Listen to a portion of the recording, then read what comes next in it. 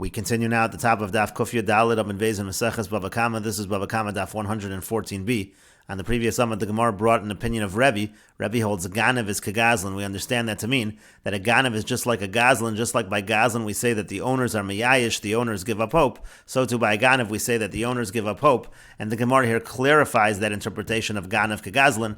V'kaimelan we establish at the end of the discussion of Rebbe, which we're about to have, we say kagazlan l'Rebbe Shimon. That when Rebbe says a ganav is like a gazlan, he means a gazlan according to Rebbe Shimon. Rebbe Shimon says by a gazlan that there is yush, that the original owners give up hope. And Rebbe is saying that is true by a ganav as well. Rashi explains, V'kaimelon l'kamon, we're going to say later on, the haganav kagazlan de ka'amar Rebbe. When Rebbe says a ganav is like a gazlan, it's kagazlan Rebbe Shimon kamar. He's following the sheet of Rebbe Shimon in terms of a gazlan to kani, that we say that there is a kinyan, we say that there's yish. V'lo kagazlan de rabbanon de lo kani. Not like the gazlan of the rabbanon, because the rabbanon are the ones who say that there is no yish, there is no kinyan when it comes to a gazlan. Again, that's according to the rabbanon. And the Gemara continues with the two dots, Gufa, going back to what we just said above. Rebbe says, Omer ani, I say, ganav kagazlan, that a ganav is just like a gazlan. And here the Gemara poses that question that we just mentioned, the Iboy Lahu, they had the following question. Kagazlan de rabbanon kamar v'lo kani. Is Rebbe saying that a ganav is like a gazlan of the rabbanon, and there is no kinyan, there's no yish? Odilmar maybe kagazlan de Rebbe Shimon kamar v'kani. He's saying it's like the gazlan of Rebbe Shimon, and we say there is a kinyan, there is going to be yish. And the Gemara says, Tashma, come in here, the following proof from our Mishnah, Natlu muchsin chamor v'chulu. Again, this is the same as the Gemara in the previous Amud. It says in our Mishnah that if the muchsin take his donkey, the muchsin is considered to be a gazlan. And then it talks about listim, which we presume to be a ganav. It says that there's yish by both, there's kinyan by both. So who's the author of our Mishnah? Rabbanan kasha gazlan, Rabbi Shimon kasha ganav. If it's the Rabbanan, then we have a difficulty by gazlan, because they say there's no kinyan. If it's Rabbi Shimon, we have a difficulty by ganav, because he says by ganav there's no kinyan. Bishlama Rebbe kagazlan Rebbe Shimon kamar. So the Gemara now says if you're going to say that Rebbe, when he says a ganav is kagazlan, he means like the gazlan of Rebbe Shimon, v'kani, and there's a kinyan in both cases, hamani Rebbe. So then we could say who's the author of our Mishnah? It's Rebbe. Mishamachi kani, that's why there's a kinyan. Eloyamer kagazlan the Rabbanan kamar v'lo kani. But if you're going to say that Rebbe is talking about the gazlan of the Rabbanan and there's no kinyan in both cases, so hamani, so who's the author of our Mishnah? Lo Rebbe v'lo Rebbe Shimon v'lo Rabbanan. It doesn't fit with Rebbe Shimon, or the Rabbanan. And the Gemara answers as it did on the previous Amud, Hacha b'mayaskin. And here in our Mishnah, what are we talking about? Belistim mizuyin. We're talking about armed robbers, which is also a kind of a gazlan. For Rebbe Shimon here, and then the Mishnah follows Rebbe Shimon that by a gazlan there's a kinyan. The Gemara says, Yachi, if so, hainu gazlan, that's the same as gazlan. You have gazlan twice, because muhsin is a gazlan, and now you're saying that listim is also a gazlan. And the Gemara says to that, as it did in the previous Amud, trei gavne gazlan, there are two types of gazlan. And the Gemara continues, Tashma, coming here, a proof from the following brayso that this also was on the previous Amud, Haganav, Hagazlan, Vo'anes, Hekdesh, and Hekdesh, Trumas, and Truma, Umasros, and Meister. If you have a Ganav or a Gazlan or an Onas, an Onas, again, is somebody who forces, he takes, but he's going to pay money. So in all of those cases, they're considered the owner. What they make Hekdesh is Hekdesh, what they make Truma is Truma, what they make Meister is Meister. Seems like there's a kinyan by both. So again, money, who's the author of this brayso? I Rabbanan Kasha Gazlan. If it's the Rabbanan, we have a difficulty by Gazlan, they say no kinyan by Gazlan. I Rebbe Shimon Kasha Ganav. If it's Rebbe Shimon, we have a difficulty by Ganav, because he says no kinyan when it comes to Ganav. And so again, the Gemara says, Yamar Bishlama Ganav Kagazlan Rebbe Shimon Kamar. If you're going to say correctly that what Rebbe means is that a Ganav is like the Gazlan of Rebbe Shimon, and there's a kinyan in both, Mishamachi Kani, that's why there's a kinyan in both.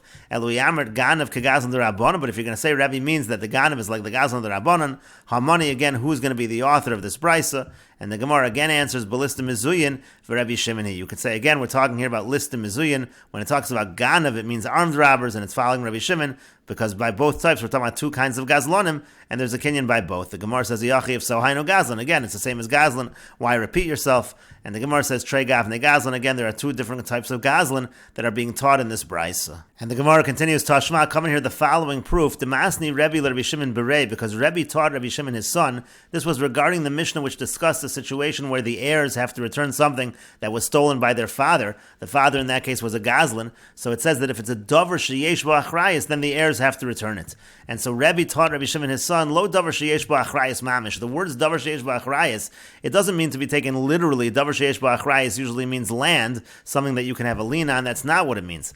Ela afilu para v'choresh, but even if it was a cow and the person plowed with it, chamor mechamer achrav, it was a donkey and the person used it, meaning it's well known who the original owner was, so there's a certain covet of their father that they should really return it to the proper owner as a covet to their father. So chayav and lahachzim imnei kavod avi, and so that's what the Mishnah means. They're chayiv to return it because of the out of respect for their father. And so the Gemara therefore says, and so it sounds like Rebbe is saying the reason why they have to return it is only out of respect of their father. Halav kvod avian lo, but if not for the respect of their father, they wouldn't need to return it. And so it sounds like there really is a kinyan over here by Gazlan. And so Shema Mina, Rebbe Gazlan, the Rebbe Shimon Kamma. So you see that Rebbe is talking about, the Rebbe holds like the Gazlan of Rebbe Shimon, meaning by a Gazlan there is a kinyan. That seems to be indicated by what Rebbe is telling his son Rebbe Shimon. And therefore if he holds by Gazlan like Rebbe Shimon, when he says Ganav Kagazlan, it means the Ganav is like the Gazlan of Rebbe Shimon. And the Gemara says, Shema Mina, indeed you do see from this teaching of Rebbe that when it says, when Rebbe said Gazlan Kaganav, it means when he said Ganav Kagazlan, it means like the Gazlan of Rebbe Shimon. And the Gemara continues at the two dots, V'chein nechil shel devorim, the same is true by a swarm of bees. Again, if one heard that the owner is miyayish, then he could keep it, it's his. Mai v'chein, what does it mean similarly? The Gemara explains, Hachi Kamar, this is what the Mishnah means to say.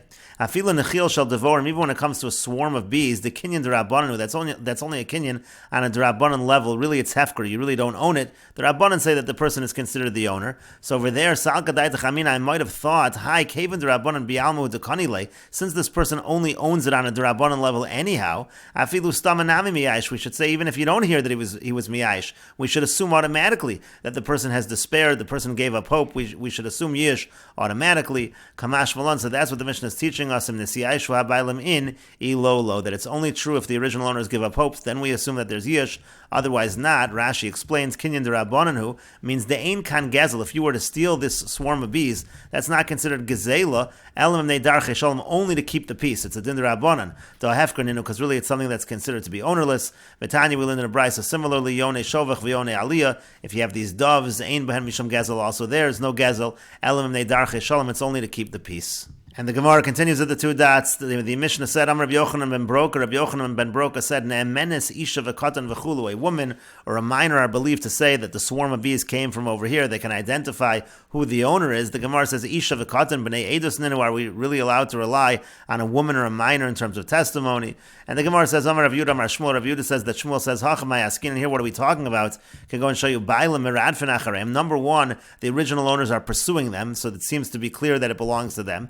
Furthermore, furthermore, the woman and the minor, they're actually talking just in conversation. They don't even realize they're testifying, so that's another reason why we should believe them. The person is saying, either the woman or the minor is saying, it was from over here that the swarm of bees emerged, and therefore in such a situation, that's when we can believe this kind of testimony.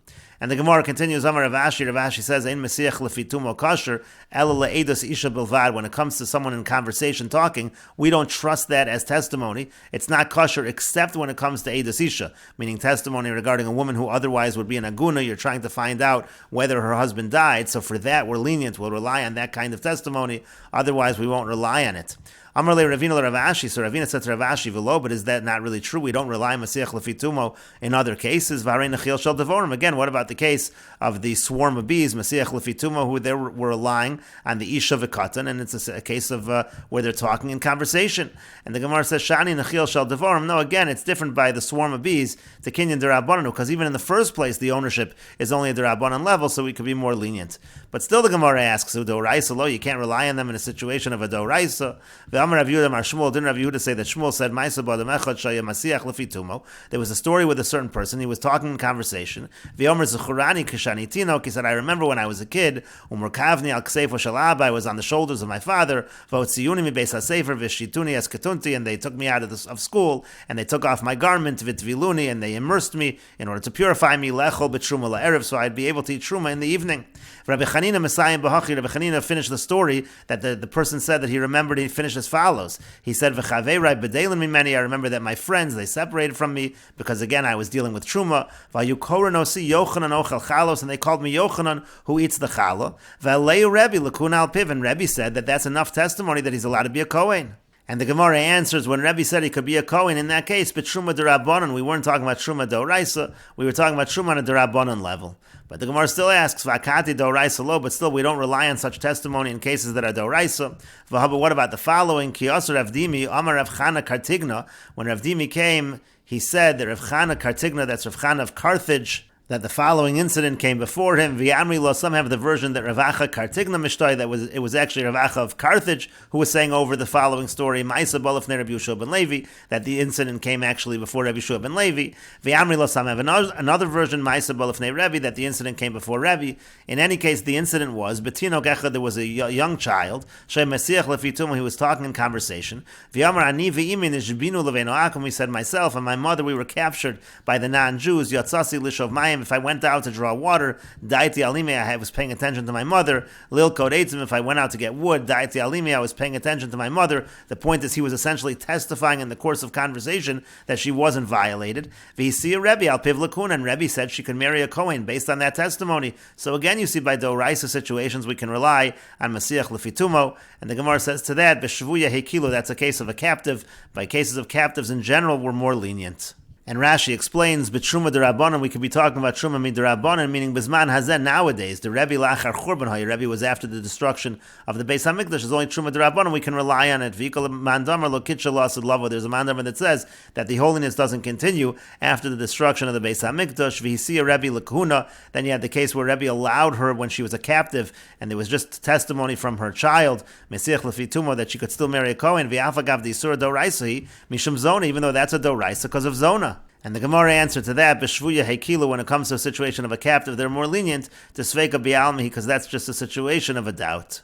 And the Gemara continues at the two dots. The Mishnah said, Avalo Yokotz Esocho V'chulo, a person's not allowed to cut down the branch of his friend in order to retrieve his swarm of bees, even if he intends on paying back his friend for the branch. But then the Mishnah brought the opinion of Rabbi Yishmael, the son of Rabbi Yochanan ben Broka, that he is allowed to do that. And the Gemara says, Tanya, we learned in a brayso, Rabbi Yishmael ben Oshel, Rabbi Yochanan ben Broka, Omer, Rabbi Yishmael, the son of Rabbi Yochanan ben Broka, says, Tanai Bezenu, it's a condition of the court, that a person is allowed to go to the field of his friend, he can cut the branch of his friend off the tree of his friend in order to save his swarm of bees. And then the person who lost the branch, he can take compensation for that branch from the value of the swarm of bees of his friend. And similarly, it's a Tanai Bezin, let's say a person sees that somebody's losing their honey, he can pour out his wine, save the honey of his friend, and then he can be reimbursed the value of his wine from the honey of his friend. The honey was more valuable than the wine. And similarly, it's a Tanai of the Bezin, that a person can unload wood from his donkey in order to load up the flax of his friend. The flax is more valuable, then he can be compensated the value of his wood from the pishton, from the flax of his friend. Shalmanas Kain, for it was on that condition, Hinchil Yoshua Yisrael Esaretz, that Yoshua apportioned Eretz Yisrael to the Jewish people. And the Gemara continues with the Mishnah, Hamakir Kelev Usafarav Biad Acher, if somebody recognizes his vessels and his scrolls in the hand of somebody else, V'yatzal Oshem Geneva Ba'ir, and there's already a rumor in the city that these items were stolen from this original person, Yishavalo Lokach Kamanasan, so the buyer should swear how much did he pay for these items. He bought them from someone, V'yitel, then he takes that money and he gives back the items. V'imlav, and if not, Lav Kol Heimenu, he's not able to say that it was stolen from him. Let's say there is no such rumor, Shani Omer, because I can say Mechar and La'acher, that what actually happened is he sold it to somebody else, V'lochan Zehimenu, and then this person bought it from that somebody else. Now he just wants to get back his items. He's pretending that it was stolen from him, but we don't believe him unless there already is a rumor that it was stolen from him. And the Gemara says, but even if there is a rumor that it was stolen from him, what's the difference? We should be concerned maybe he himself really sold it. He's the one that's starting the rumors that these items were stolen because he wants to get them back. And the Gemara says, Amar Rav Yehuda Marav. Rav Yehuda says that Rav says, Kagon Shabo b'nei Adam b'soch beis. So the cases specifically where people came into his house, they were guests. V'yamar v'hifigon b'layla, and then he gets up and he screams out at night. V'yamar, and he says, Nignavu kelai, my vessels have been stolen. But the Gemara says, Kol shekein ila matzah. Even in that case, maybe he just tried to find a pretext. Again, he did all of this in order to be able to eventually get back his stuff. And so the Gemara says, Rav Kahana Messiah ba Mishmei de Rav. So Rav Kahana finishes off in the name of Rav. There was more to it. Kagon shaisa machteres chasura b'soch beis. So the case is there was a tunnel that was dug into his house. Uvnei Adam shalonu b'soch beiso yatsu. And the people who were in his house as guests, they were leaving. V'anvor kroos shel kelim al kasveim. They had sacks of vessels on their shoulders. And And everybody was saying, Nignavu Kelev Shel Ploni, the vessels of so-and-so have been stolen. It's an obvious rumor that it was stolen from him. But the Gemara says, Vidil Mekalim have it, Suram lo have it, but the rumor is just on vessels. Maybe it was just vessels and not the scrolls.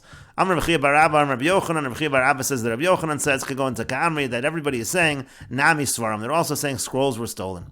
Maybe the rumor is about small ones, but he's claiming the large ones. Amr Rabbi Yossi Bar Chanina, Rabbi Yossi Bar Chanina says, the Ko'amri, the people are saying, Sefer Ploni Uploni, it's these specific Svarim. But the Gemara still says, Vidil Mahava Atiki, maybe it's older ones, V'katoin Chadati, and he's trying to claim new ones. Amar Rav says, Kagon Da'amri, Halolu Kelev Shel Ploni, Halolu Sefarav Shel Ploni. The people are saying, these are the vessels of so-and-so, these are the scrolls of so-and-so. It is obvious from the rumor that these have been stolen from him. But the Gemara continues, but did Rav really even say this? Rav said, Bava Machteres, let's say somebody enters through a tunnel in order to steal. V'nat al kelim, he takes vessels, V'yatzi comes out, Potter, he's actually Potter, he doesn't have to pay any money. My time, and what's the reason? B'demei konanu, because he's actually acquired it with his blood. Because the halach is, if you enter into a person's house in that manner, that person who owns the house can kill you, and it's almost like a kimle b'derabmine, since he's chayav misa, so to speak, he doesn't have to pay money. And so therefore, if the person that stole it doesn't have to pay, now we're going to make this lokeach return it.